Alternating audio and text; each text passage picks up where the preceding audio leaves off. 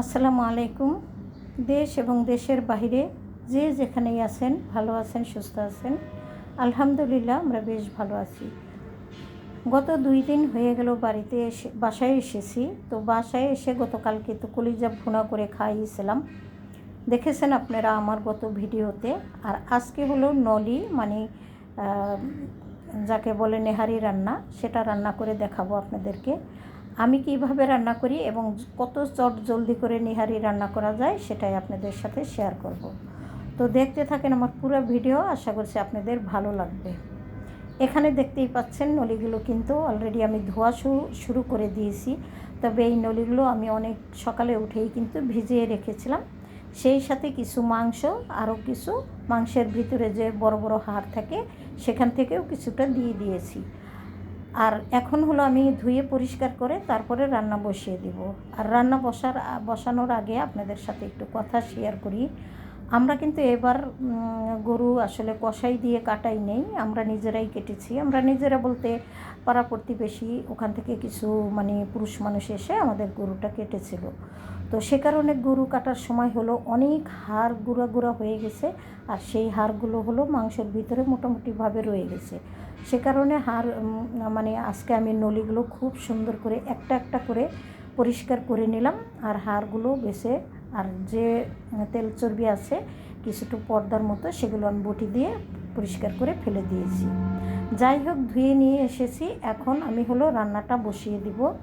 তার আগে কিছু কথা বলি আপনাদের সাথে, শুনলে হয়তো আপনাদের কাজে আসবে। গত বছর আমি কিন্তু নেহারি রান্না করেছিলাম পাতিলে। তখনই আমি ভেবে রেখেছিলাম যে আমি আগামী বছর ইনশাল্লাহ আল্লাহ পাক যদি বাঁচিয়ে রাখে তখন আমি হলো প্রেশার কুকারে রান্না করব নেহারি। কেননা গত বছর 3 ঘন্টা বসে বসে আমাকে পাতিলে আসলে রান্না করতে হয়েছিল। আর এবার আমি প্রেশার কুকারে যখন রান্না করলাম আমার আসলে হয়তো 15-20 মিনিট সময় লেগেছে।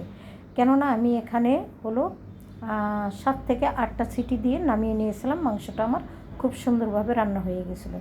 তো রান্না বসাতে আমি কি কি মশলা ইউজ করলাম সেগুলো আপনাদের সাথে একটু শেয়ার করি। এখানে আমি দিয়েছিলাম হলুদের গুঁড়া, মরিচের গুঁড়া, ধনিয়া গুঁড়া, সেই সাথে একটু দিয়েছিলাম আদা রসুন বাটা, জিরা বাটা, রসুন, আর হলো তেজপাতা, দারুচিনি, এলাচ। এই দিয়ে আমি হলো মাংসটা বসিয়ে দিয়েছি। পাশাপাশি রান্নার তেল তো দিতেই হবে, দিয়েছি। আর এই যে দেখতেই পাচ্ছেন, এখানে আমি হলো প্রেশার কুকারের ঢাকনাতে একটুখানি তেল লাগিয়ে দিলাম। কেননা এই তেলটা লাগানোর কারণে প্রেশার কুকার যখন আপনি যত বেশি মাংসই রান্না করেন না কেন, উপর দিয়ে কিন্তু তেল চর্বি ভেসে আসবে না বা উঠে আসবে না। সে কারণে এই তেলটুক দিলে খুবই ভালো হয়। তো আপনারা রান্না করার সময় এইভাবে একটু তেল দিয়ে নেবেন। এতে করে আপনাদের প্রেশার কুকার যেমন পরিষ্কার তেমনই থাকবে, শুধু ভিতরেই আর কি একটু রান্না করলে তো তেল চর্বি লাগবেই, তো ওইটুকুই থাকবে। যাই হোক, আমি কিন্তু ওখানে মাংসটা বসিয়ে দিয়ে তারপরে এই যে দেখতেই পাচ্ছেন এখানে কিন্তু অনেক তেল চর্বি লেগে আছে। আর গতকালকের ভিডিওতে দেখেছেন আপনারা যে আমি কিন্তু খুব সুন্দর করে আমার রান্নাঘরটা ডিপ ক্লিন করেছিলাম। আর আজকে হলো এতগুলো হাড় চর্বি ধোয়ার পরে সিঙ্কটার ভিতরে অনেক তেল চর্বি জমে গেছে। তাই ভাবলাম এই প্লেট বাটি গামলা গুমলাগুলো ধুইয়ে তারপরে আমি হলো সিঙ্কটাও আবার আজকে খুব সুন্দর করে মেজে ঘষে পরিষ্কার করে নেব। আর এই করতে করতেই কিন্তু আমার ওদিক থেকে রান্নাও হয়ে যাবে। তখন আমি আপনাদের সাথে শেয়ার করব যে কী রকম হলো আমার রান্নাটা। যাই হোক, এখানে আমি গামলা গুমলা সমস্ত সব কিছু খুব সুন্দর করে ধুয়ে নিলাম। আর পাশাপাশি হলো আমি সিঙ্কটাও খুব সুন্দর করে ধুয়ে নেব। এই যে দেখতেই পাচ্ছেন আমি কিন্তু রান্না বসিয়ে দিয়ে সমস্ত ঘরের কাজ সারবো। দেখতে থাকেন ভিডিও, যে রান্না করতে করতে আমি কি কি কাজ করি।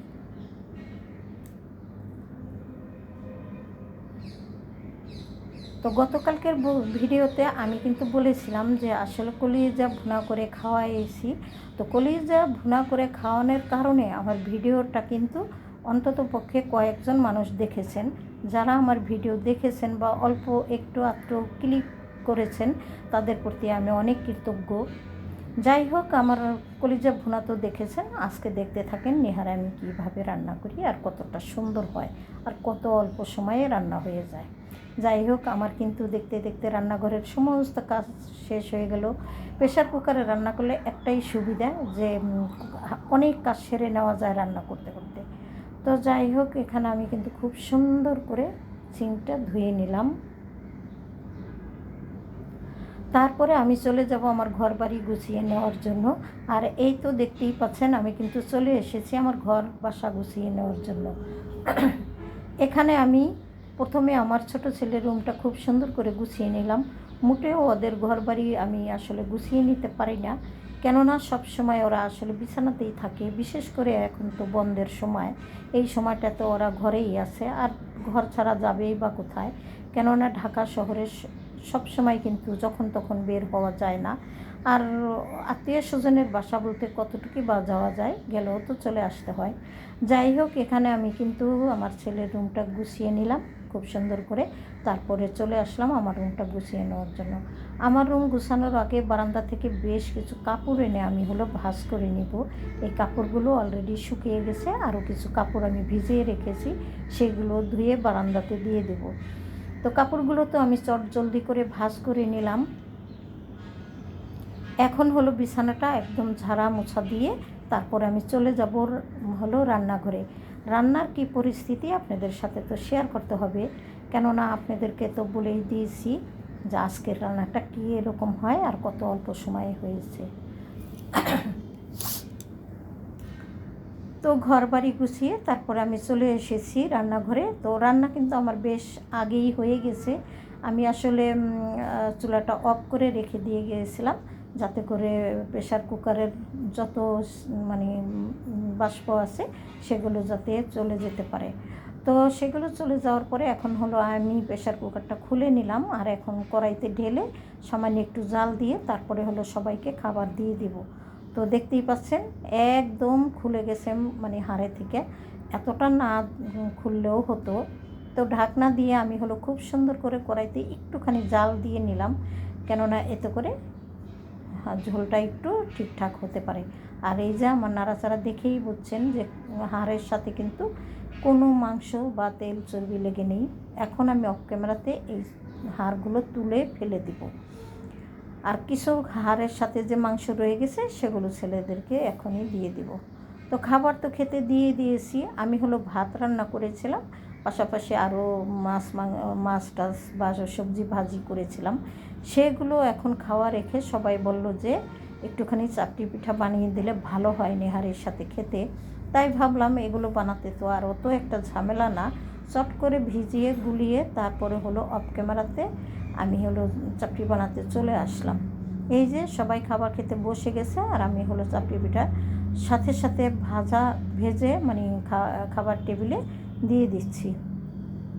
তো এখানে ছেলে এবং হাজব্যান্ড খেতে বসেছে, আমি আর আমার ছোট ছেলে পরে খাবো। আর কড়াই তো দেখতেই পাইলেন যে রান্না কত সুন্দর ছিল। আর বিকেলবেলার জন্য কিছু আম কেটে রেখেছিলাম, সবাই খেয়ে দিয়ে চলে গেছে। তো আপনাদের সাথে একটু শেয়ার করলাম। এখান থেকে বিদায় নেই, সবাই ভুল ত্রুটি ক্ষমা সুন্দর দৃষ্টিতে দেখবেন। আল্লাহ হাফেজ, আসসালামু আলাইকুম।